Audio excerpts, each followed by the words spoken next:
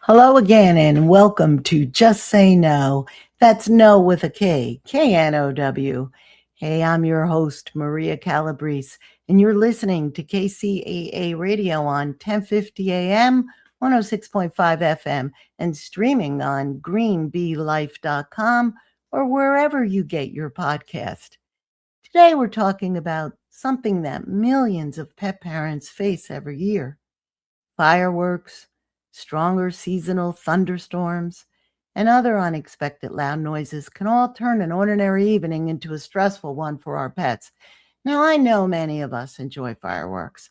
After all, they're part of some of our favorite summer celebrations: backyard barbecues, time with family and friends, long moonlit summer nights as a backdrop for a colorful splash of colors.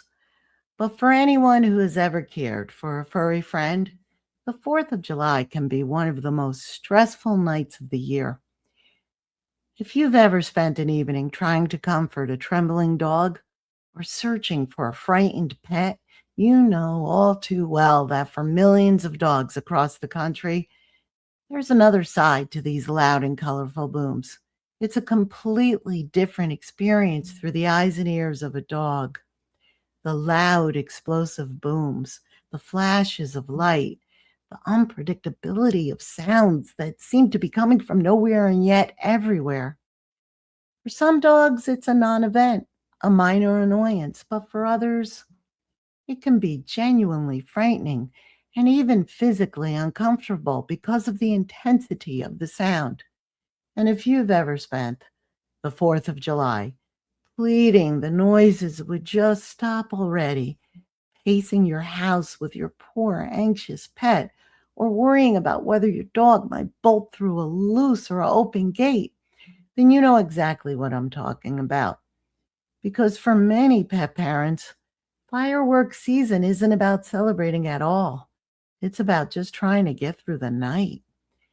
This topic is so deeply personal for me.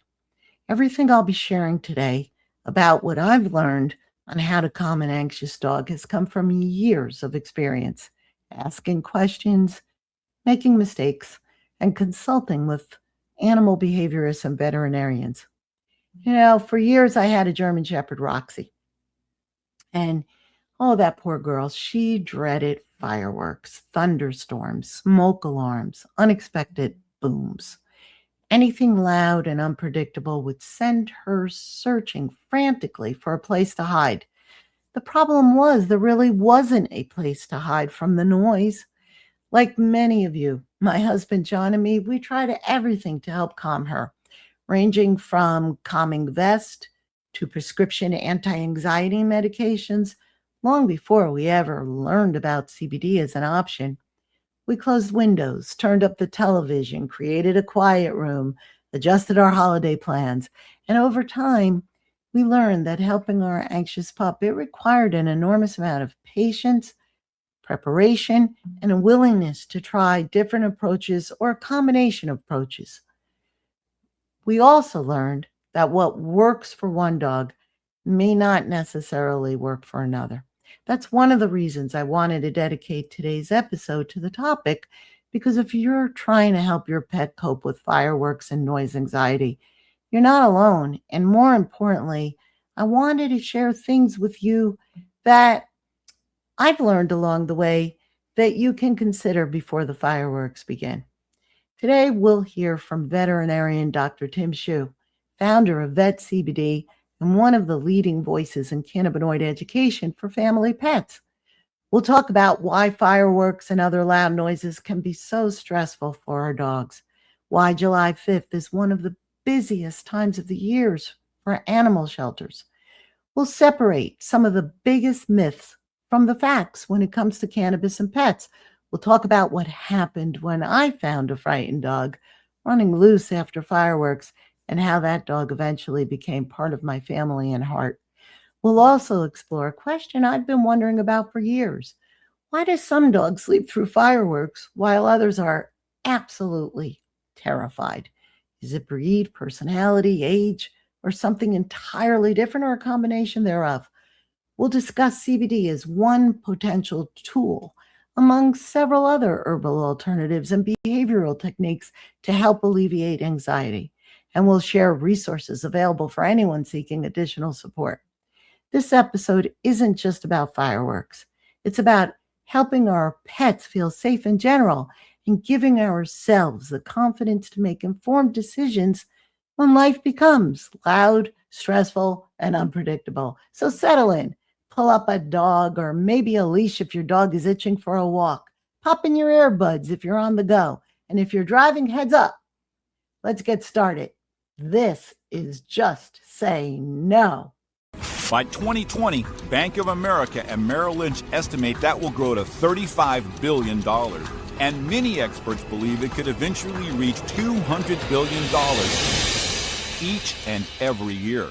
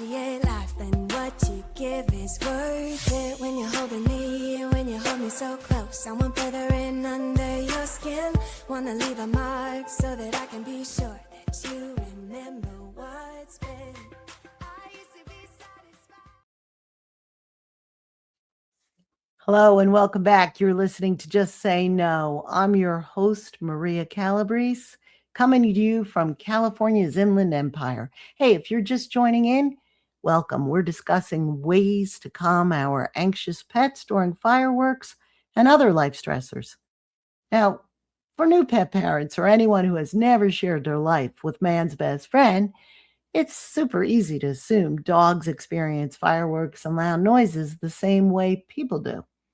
After all, we know it's the 4th of July, or maybe it's New Year's Eve, or maybe a summer thunderstorm.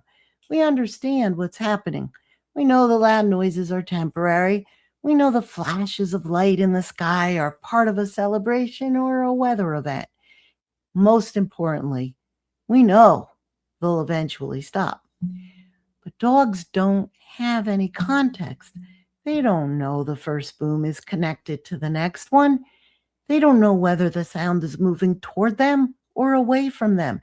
Try to imagine the impact of that on a herding dog, bred to be so keenly aware and in control of its surroundings. They can't distinguish whether the loud sounds are dangerous or just another neighbor's party or storm. They simply know that the world they thought was safe suddenly sounds and feels like a war zone. It's a little like if you're sitting quietly in your living room when, and without any warning, explosions begin popping outside your window without you knowing what they are, where they're coming from, or knowing when they'll stop or whether they're getting closer. Most of us would be startled and stressed.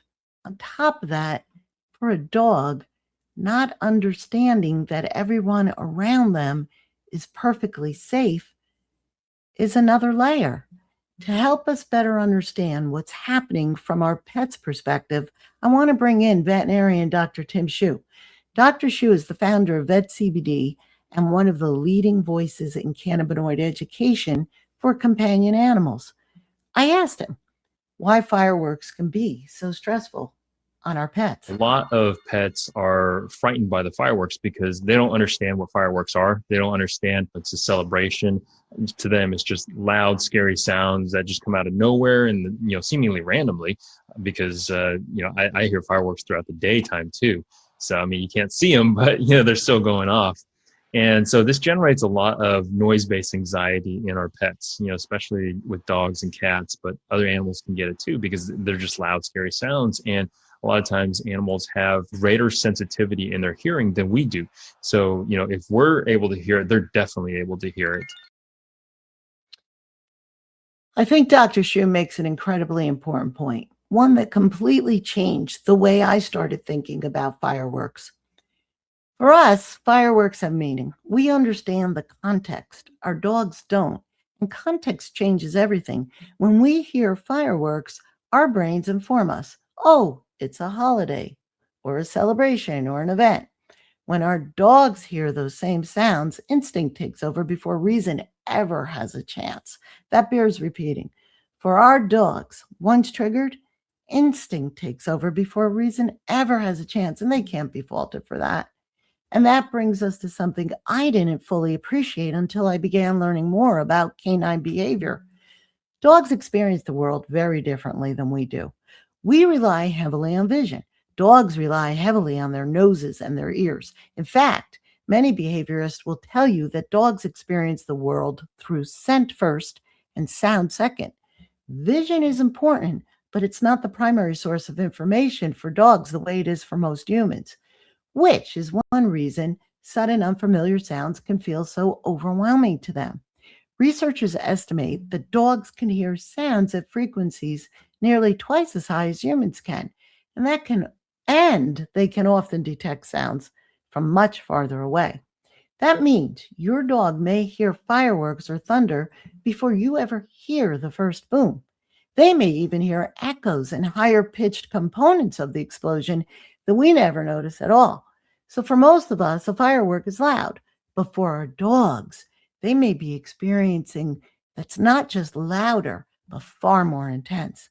And then there's another challenge dogs face. It's not simply the volume, it's the unpredictability. One boom, followed by silence. But for how long? Then another.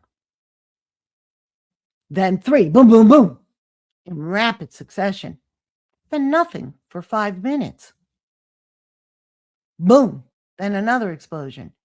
There's no rhythm, no warning, nothing for your dog to anticipate. This reminds me of being startled unexpectedly from a deep, peaceful, CBD-induced restorative sleep by my husband's sudden and unexpected snoring, which makes me too anxious to fall back to sleep, not knowing when or if more loud sounds in my ear are yet to come. Animal behaviorists often talk about the importance of predictability. Animals generally cope much better when they know what to expect. Think about your own dog or someone you may know who has a dog. They know when breakfast usually happens. They know when it's time for the walk. They know what it sounds like when you pull into the driveway after work. Dogs find comfort in routine. Routine builds confidence. Fireworks do exactly the opposite. They remove predictability, and once predictability vanishes, some dogs begin looking for safety. That search for safety can look different from one dog to another. Some dogs tremble, some dogs pace, some dogs bark, some pant, some hide under beds or in closets, some become unusually clingy. Others may stop eating, have accidents in the house, or continue showing signs of anxiety long after the fireworks have ended. Others simply just shut down and become very quiet. And unfortunately, some dogs panic. They jump fences, push through screen doors, flip their collars, or bolt through an open gate in a desperate attempt to get away from the unpredictable, in some cases, ear-piercing sounds that they can't understand. They're not being stubborn. They're not being disobedient. They're certainly not trying to make life difficult for us. They're responding exactly the way thousands of years of instinct tells them to respond. As far as your dog's perspective is concerned, running isn't irrational. It's survival. Their brain is telling them to create as much distance between themselves and what they perceive as a threat of danger that they can't even source. And understanding that changes the conversation. Instead of asking, why is my dog acting like this? We begin asking, what is my dog experiencing? That's a very different question. And I think one of the most important shifts a pet parent can make, because once we understand what our dog is experiencing, we're in a much stronger position to know, that's know with a K, how to help them feel safe again. And as you are aware, I like to say, just say no, no with a K. And that brings me to a story I want to share that reinforced just how quickly a frightening situation can become a life changing one. It was the July 5th, 2018 evening after Independence Day. Another triple digit summer day had passed in California's San Fernando Valley. I was driving with our German Shepherd Roxy, 8:30 at night. It was still 89 degrees when she suddenly lunged her head out the window and started barking. At first, I didn't know what had caught her attention. Oh, then I saw her, a small dog running frantically across the street. She was zigzagging through traffic from one side of the road across to the other, looking completely terrified and disoriented. It wasn't until later that I realized the black pavement was scorching hot. Her little feet were so badly burned. She was desperately trying to find patches of shade as she ran from one side of the street to the other. You know, looking back now, I honestly believe in my heart of hearts that Roxy saved her life. Had Roxy not barked when she did, I may never have seen that little dog in time to swerve, screech, and stomp. I pulled the car over, turned on my flashers, and carefully tried to gain her trust. Thankfully, I was able to get her safely into my car. My first thought wasn't keeping her, it was finding her family. I took her to the closest animal emergency hospital where she was treated for dehydration and burns on her paws. We scanned for a microchip. Nothing. We contacted nearby veterinarian offices and shelters. We posted online. We papered surrounding streets with flyers. We drove the neighborhood. We knocked on doors. We did everything we could think of to reunite her with her family. And then we waited. And we waited some more. Days passed, then weeks. No phone calls, no leads. No one ever came forward to claim her. I've been told sometimes we rescue a dog and sometimes a dog rescues us. These little four-legged souls have an incredible way of changing our lives when we least expect it. It's hard to imagine our lives now without her. So we eventually named her MJ. Now, her name carries several special meanings. She's named after the initials of our past two dogs, Maggie and Juanita, God rest their souls. And yes, considering I'm Maria, my husband is John, and we work in the cannabis industry, MJ was a no-brainer. What began as a terrifying fireworks escape eventually became one of the greatest gifts our family never expected. Over the years, she's brought us unconditional love, belly laughs, companionship, and been just demanding enough to keep us on our toes. But not every story ends this way. For every MJ, there are countless frightened pets that become separated from their families. I told you this was personal to me during fireworks season. Some are reunited. Some find their way into shelters. Some are rescued by kind strangers. And heartbreakingly, some are never released from those shelters or ever found. That's why I wanted to share from my heart to yours MJ's July 5th story with you today. Because it's easy to think my dog would never run away or that can never happen to us until it does. And MJ's story also taught me something else. What happened to her wasn't unusual. In fact, veterinarians in animal hospitals and shelters brace for it every single year.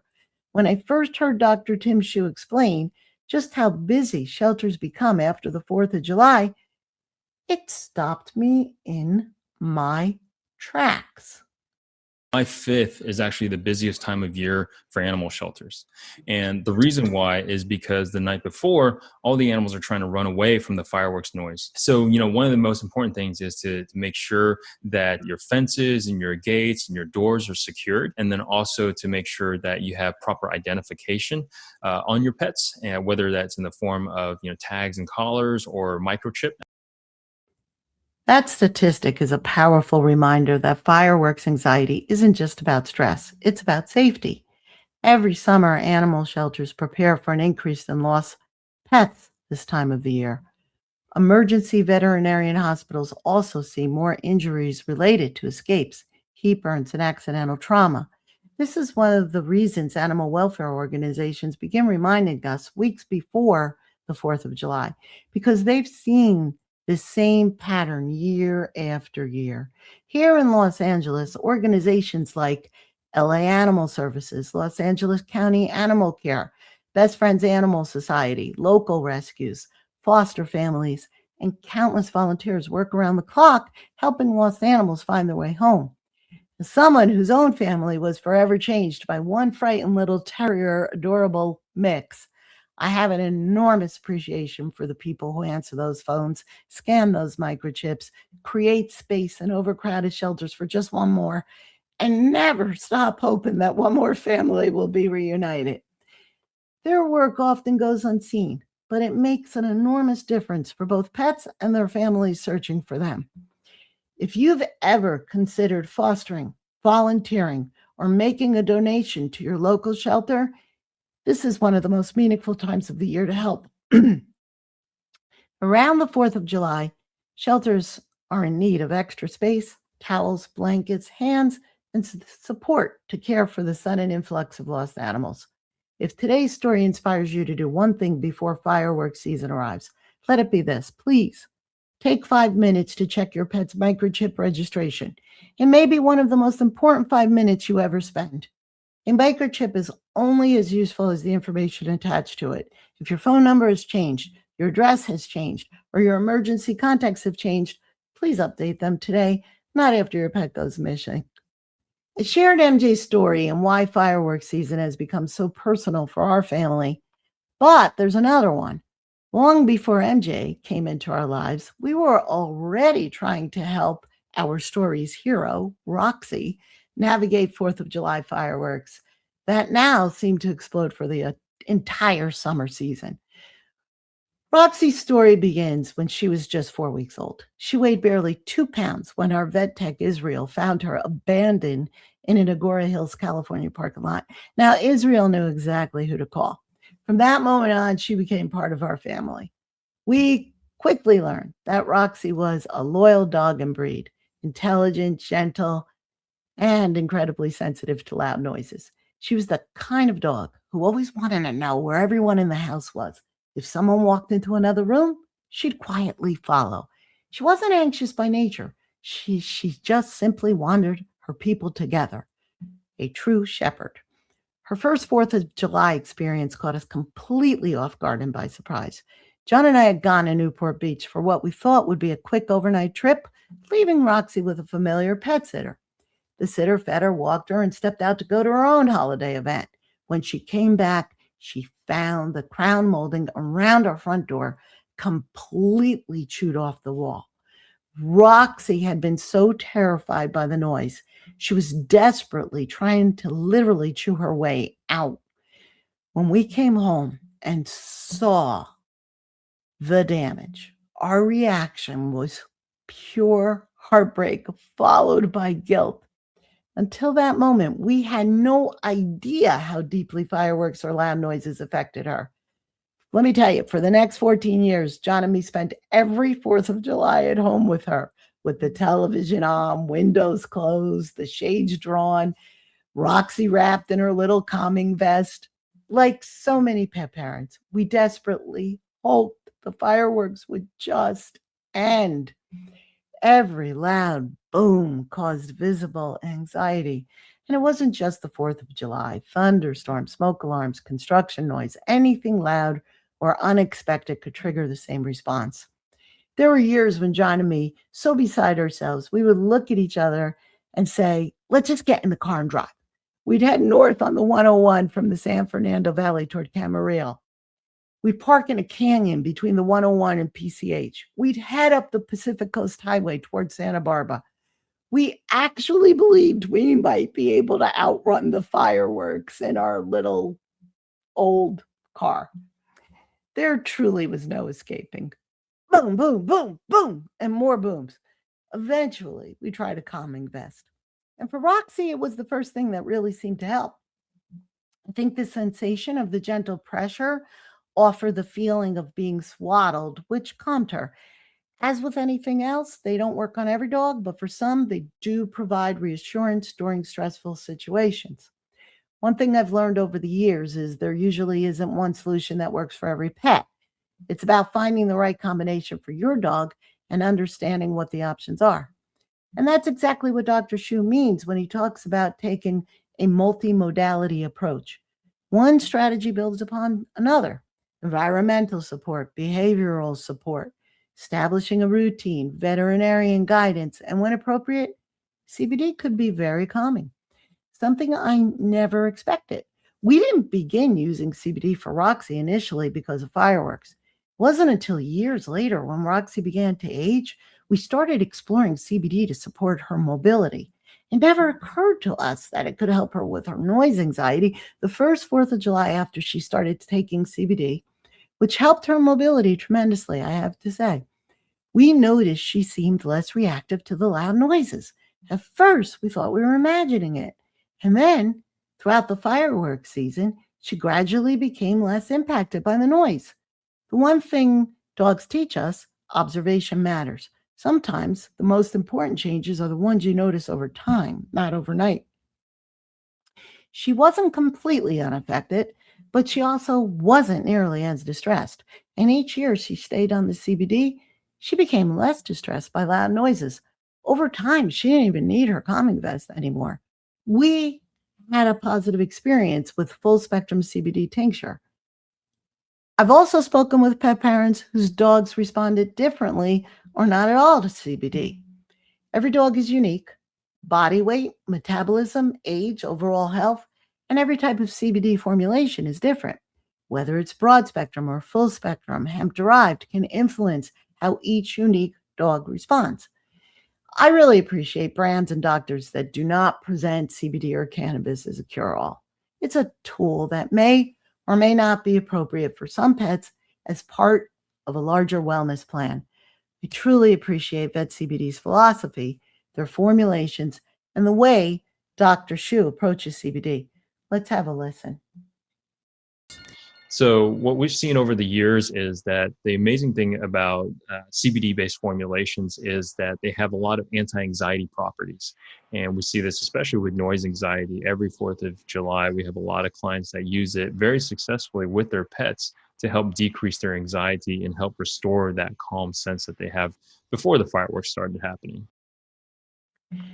What struck me wasn't just what Dr. Shu said about CBD, it was his emphasis on looking at the whole animal, not just one symptom. One of the reasons his holistic approach resonates with me so deeply is because it's very similar to what I had to learn managing my own chronic back pain. There's really one solution. It's usually a combination of preparation, patience, environmental factors, diet, exercise, natural supplement alternatives, working with trusted professionals, and understanding your pet's unique needs. I think one of the biggest lessons Roxy taught me was that helping our pets isn't always about finding the perfect solution. It's about paying attention, trying different approaches, working with your veterinarian, meeting your pup where they are. And that's true whether we're talking about finding the right modality or modalities for arthritis, fireworks, or simply helping our dogs through life's inevitable changes. Every stage of a dog's life asks something different of us. Puppies need patience. Adult dogs need consistency. Senior dogs often need a little more understanding and support. Our job changes as they change. That's part of the privilege of sharing our lives with them, because at the end of the day, that's what our dogs instinctively and effortlessly, I might add, do for us every day on the daily, rain or shine. They meet us exactly where we're at, and I believe they deserve the same from us. But here's the interesting part: can't overdo it. There's another insight Dr. Shu shared that completely changed the way I thought about how I was meeting Roxy, where she was at once she was frightened. Like most of you, my first instinct was simple. If Roxy was scared, I wanted to make it all better. I'd sit beside her, talk softly, pet her, cuddle her, tell her everything was going to be okay. That felt natural, instinctive. It's what we do when someone we love is hurting, right? But when I sat down to speak with Dr. Shu, he introduced me to a whole different way of thinking, not because comforting our pets is wrong, but because how we respond can sometimes influence how they experience future stressful situations. I'd like you to hear, as Dr. Shu explains, how to support our pets without unintentionally reinforcing their fear. Let's have a listen. I think one thing that's really important is to understand the animal's mentality. A lot of times when people see that their pets are afraid, they will tend to talk to them in a really soothing voice. They'll tend to try to give them treats to calm them and relax them. But this can actually have the reverse effect, because in essence, what they might be thinking is that you're rewarding them for that fearful behavior.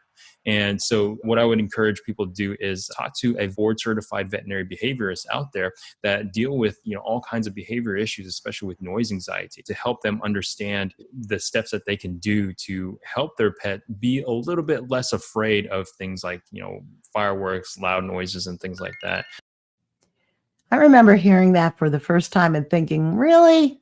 Because my instinct was to scoop Roxy up, hug her, and reassure her that everything was okay.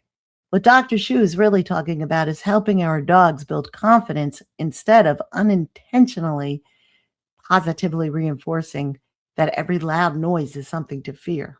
I had to learn this. It doesn't mean ignoring your dog. It doesn't mean withholding comfort. Trust me. And it certainly doesn't mean pretending they're not frightened. It means paying attention to how and when we offer reassurance. We don't want to offer it in a way that rewards and reinforces their shaking and fearful reactions. I'm reminded of a story my roommate, who was studying developmental psychology at the time when I was in grad school, shared with me. She told me about not a dog, but this is parallel, a 4-year-old little boy who fell and scraped his knee while playing with his sitter up in the attic. When he was reunited with his mom, she had been in another room in the house. She immediately noticed his scrape and said, "Oh my gosh, what happened? I didn't even hear you cry." And he just looked at her and responded, "I didn't know you were home." That about sums it up beautifully. I love that story. For some dogs and toddlers, calmly sitting nearby may not only be enough, but exactly what they need to grow and gain confidence. For others, redirecting your dog's attention with a favorite toy, a familiar routine, or another positive activity may be more helpful. Behaviorists sometimes refer to this as changing the emotional association.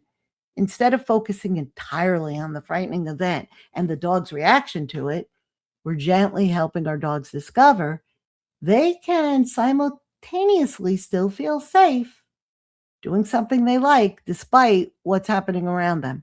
Again, every dog is different. If your dog's anxiety is severe or getting worse over time, please don't hesitate to seek professional guidance.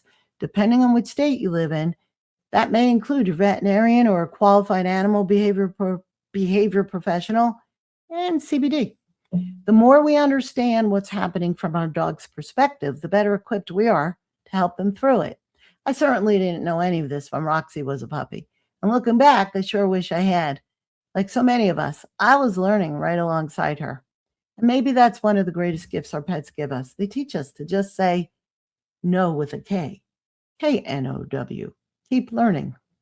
Speaking of which, I'd like to switch gears a little now and answer some of your questions. I've received hundreds of questions from pet parents about fireworks season, CBD, loud noises, cannabis, and helping anxious dogs in stressful situations. So let's spend the next few minutes answering some of the ones I hear most often.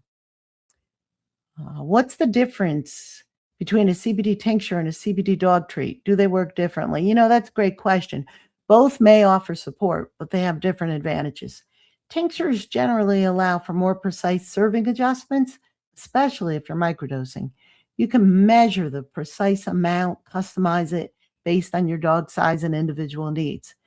Treats are more convenient, they're portable, they travel easy, and most dogs happily accept them without a second thought. But they do come in a fixed dose, typically 5 milligrams each.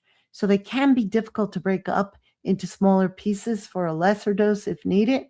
Neither approach is universally better. It's about finding what works best for you, your dog, and your lifestyle. Whatever product you choose, Please always look for one that's formulated specifically for pets and backed by independent third-party lab testing. Okay, we'll try to get to more of these if there is time. We are moving quickly through this show. But one other question, and then I'll try to get back to some others I often get, and I've often wondered myself, is why do some dogs seem completely unfazed by fireworks while others are absolutely bonkers terrified? Is it breed, personality, age, past experiences, or is it simply luck? I think the answer is probably a little bit of all those things after I looked into this. While every dog has its own unique individual personality traits, dogs also carry thousands of years of instinct. Border Collies and Australian Shepherds, for example, are incredibly aware of movement and changes in their surroundings because they were bred to herd livestock.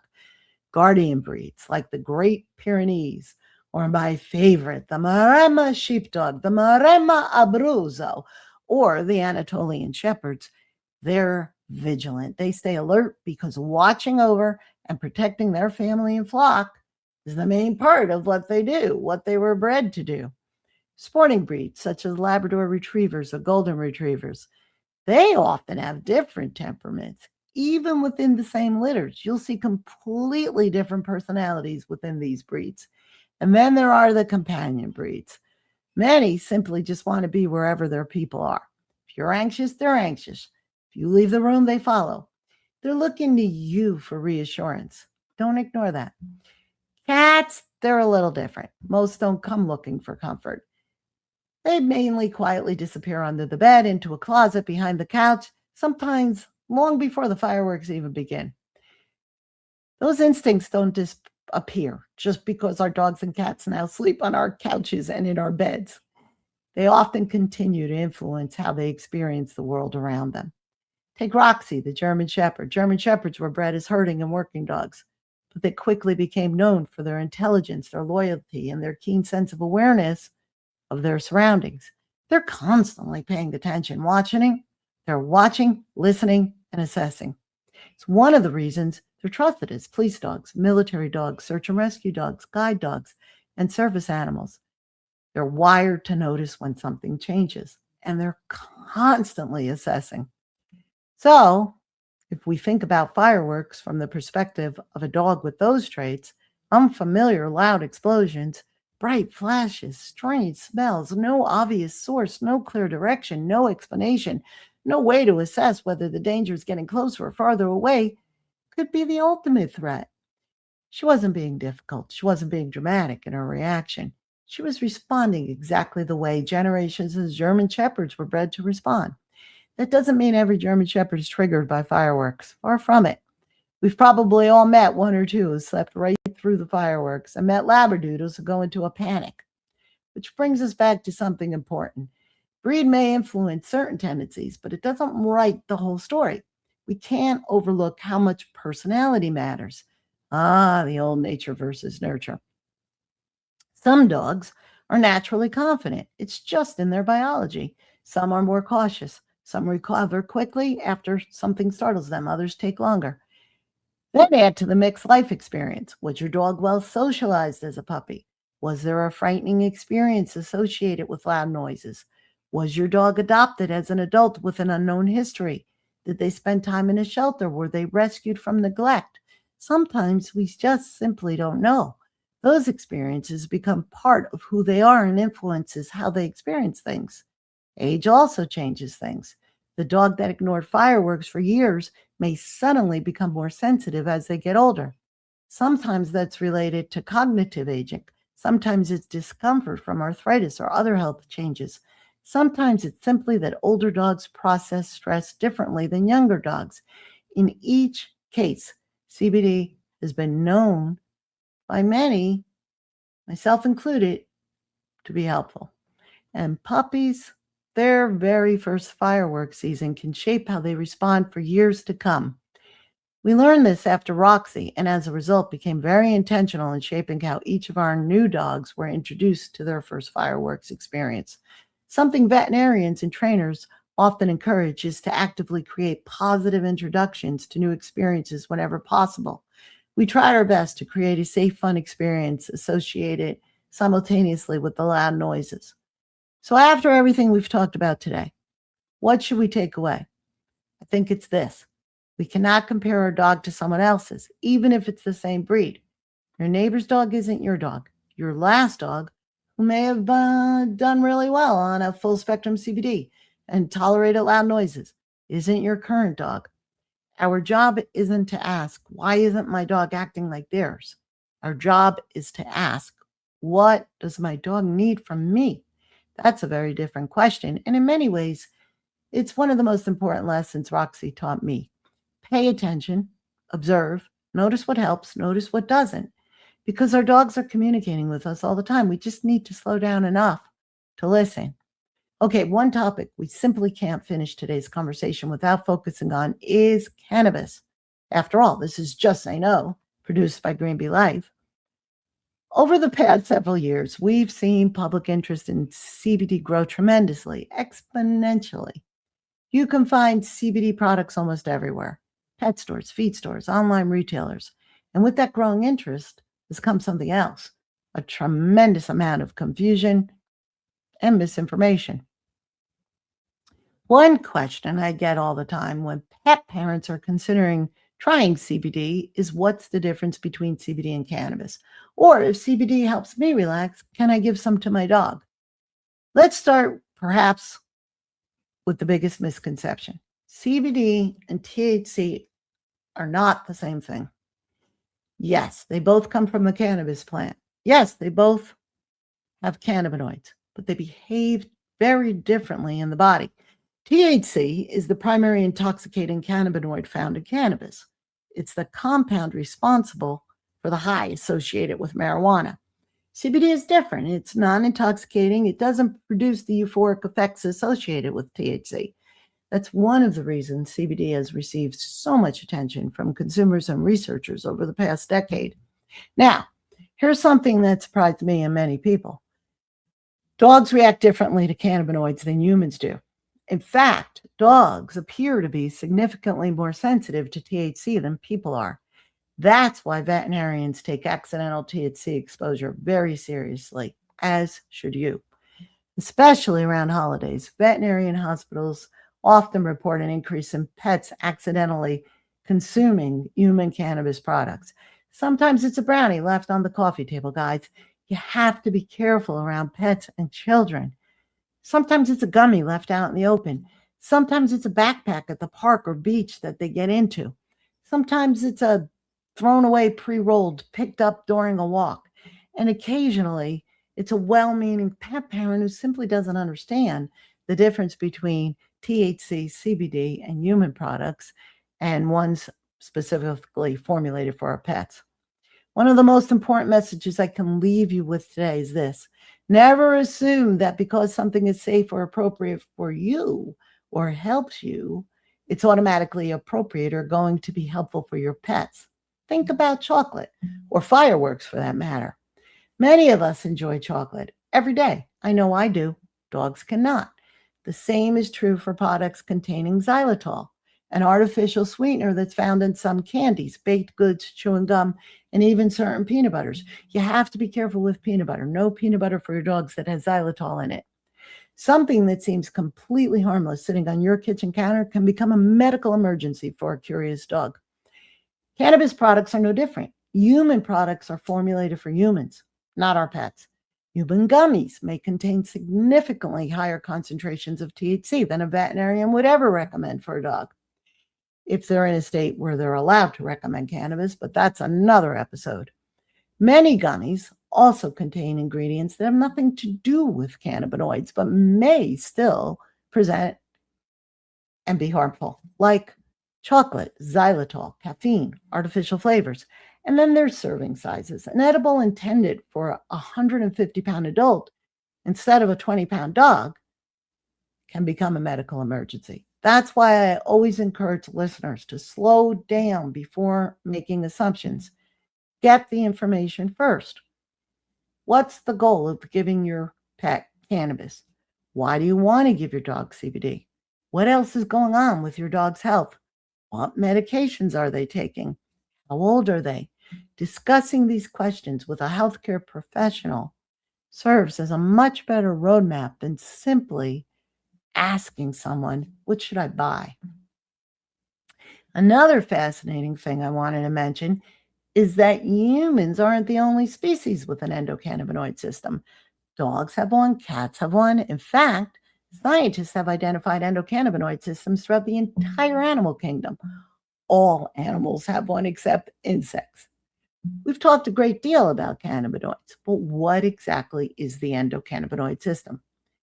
Well, don't worry, I'm not going to ask you to memorize the science.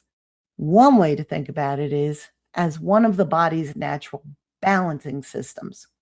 Researchers believe it plays an important role in helping maintain what's known as homeostasis, which is a scientific way of saying balance or equilibrium. It serves to help our body maintain its normal internal balance despite the demands of everyday life. It helps balance how our body's normal physiological processes respond to everyday challenges. Researchers continue studying how cannabinoids interact with this remarkable system in both humans and animals. And while we've learned a tremendous amount over the past several decades, there's still a great deal we don't know. That's one of the reasons I encourage people to be skeptical of anyone or brand claiming cannabinoids are a miracle cure. Science doesn't work that way. Responsible education acknowledges both what we know and what we're still learning. When discussing cannabinoids and CBD specifically, it's worth noting also that CBD isn't the only ingredient that may be helpful in calming an anxious pet.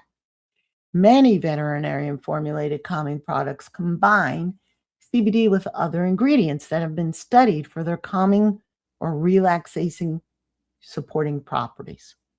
You may see ingredients like L-theanine, an amino acid naturally found in green tea that may help promote relaxation without causing drowsiness. Some products include ashwagandha, an adaptogenic herb that's been studied for its potential help to help the body respond to everyday stress. Others may contain herbs such as chamomile or valerian root. Both have long histories of traditional use for relaxation. What's important to remember is that these ingredients aren't exclusive to CBD products. Many calming supplements formulated without cannabinoids use these same ingredients on their own or in a combination. So if CBD isn't appropriate for your dog or legal in your state, or simply isn't something you're interested in exploring, you may still find products that use some of these other natural ingredients on their own. Again, every dog is different. Some pets may respond well to one approach, others may respond better to another. That's why I encourage you to look beyond the marketing on the front of the package and take a closer look at the ingredient panel. As a savvy consumer, ask yourself, what ingredients are included? What are they? Is there independent testing? And is this product formulated specifically for pets? Sometimes people become so focused on the letter CBD that they overlook the rest of the formulation. But in many products, it's the combination of thoughtfully selected ingredients working together that makes the formulation unique. I like to compare choosing a calming product with choosing a healthy recipe. It's rarely about one single ingredient. It's about understanding how the ingredients interact with your bodies and work together. One thing I need to mention is that quality matters. Not every CBD product is created equally. One of the first things I tell people to look for, and that I look for, is the independent third-party lab testing. You'll often hear that referred to as a certificate of analysis or a COA.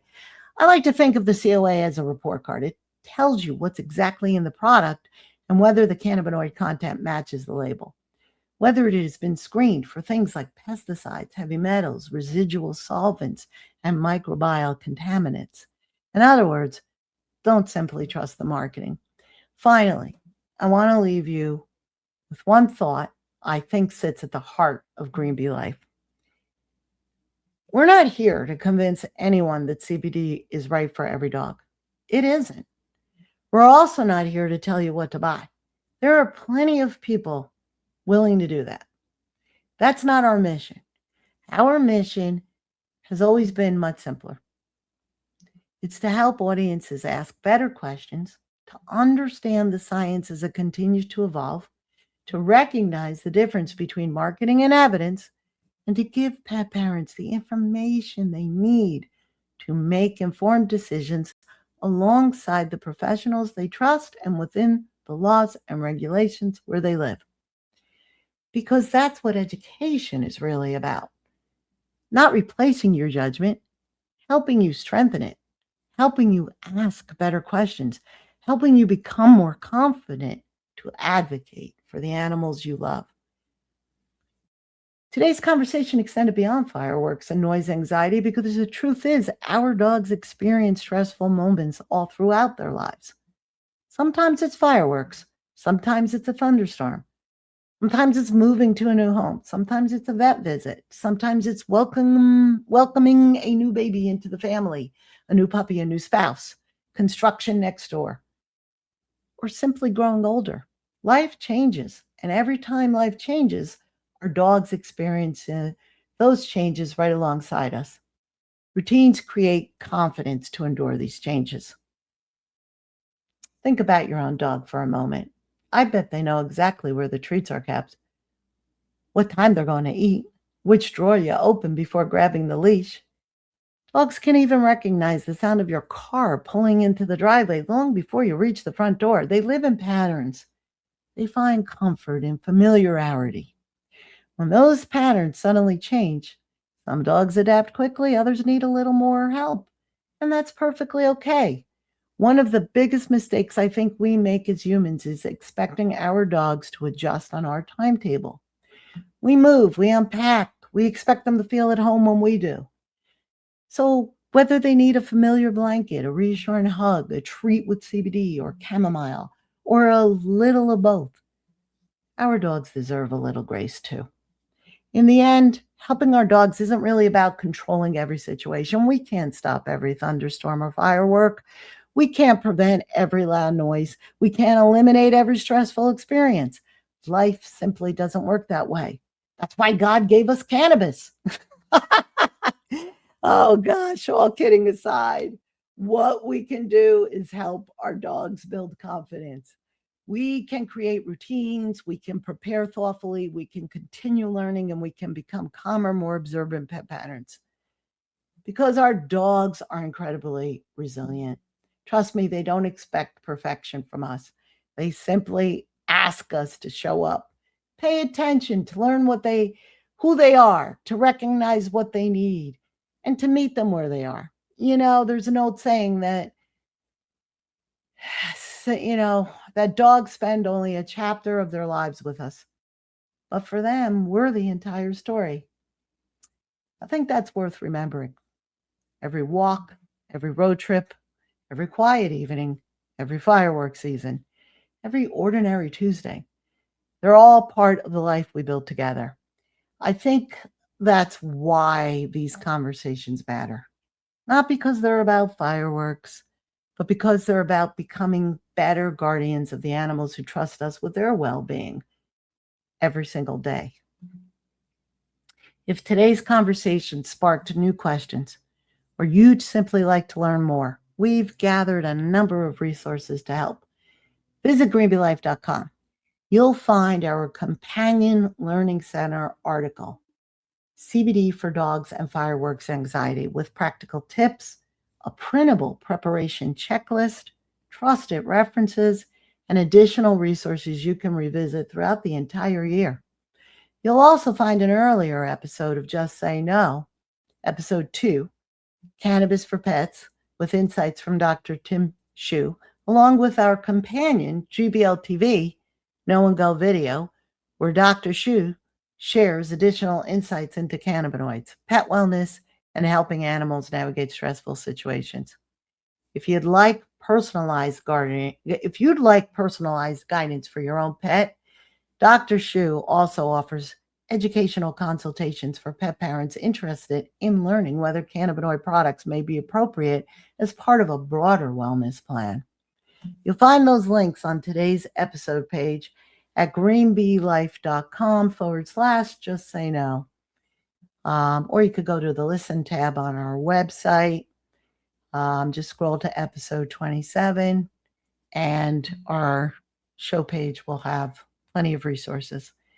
And if today's conversation reminded you of the incredible work being done by animal shelters and rescue organizations, I really want to encourage you to support them however you can, whether that's volunteering, becoming a foster, making a donation, or simply making sure your pet's tags and microchip information are up to date. You know, when we first started today's conversation, we kicked off with fireworks, but somewhere along the way, when I was writing the episode, I realized it wasn't really about fireworks. It was about understanding what our animals experience is, understanding how they communicate, understanding that education replaces fear. And observation often teaches us more than an assumption ever could. Just say no. Or, as my husband likes to say, don't say no.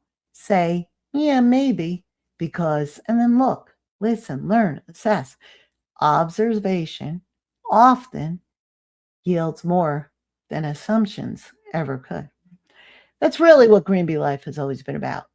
Helping people replace uncertainty, especially around topics as misunderstood and represented as cannabis and pets.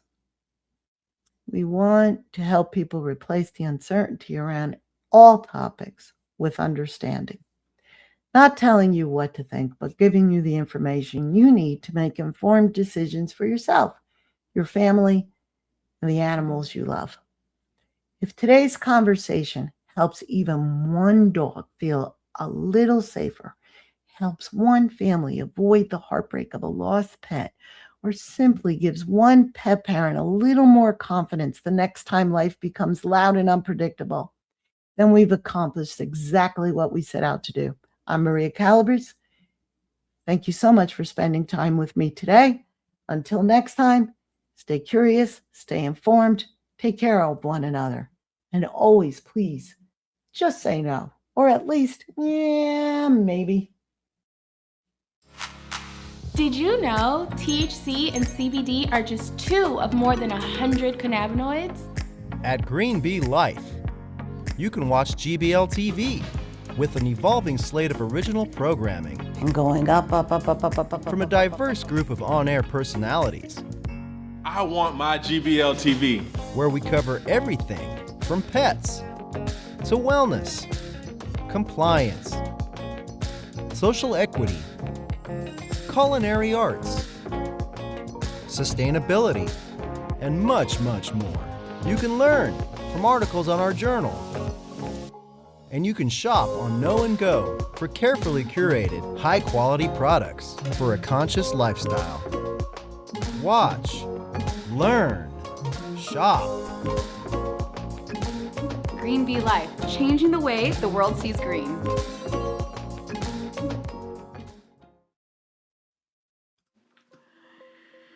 Just Say No is a Green Bee Life presentation airing live weekly on Friday afternoons from 4 to 5 p.m. Pacific on KCA Radio and KCAA TV. Archived audio episodes are on Green Bee Life, greenbeelife.com, iHeartRadio, Spreaker, and most third-party major platforms. For archived videos, check them out on GBL TV, on Green Bee Life, YouTube, and Rumble. To follow us, our Instagram and Facebook is at Just Say No Radio. To apply to be a guest on the show or for sponsorship and advertising opportunities, go to greenbeelife.com/Just Say No, and feel free to reach out to me, Maria, for any questions. I'm at maria@greenbeelife.com, or call me at 818-758-6925.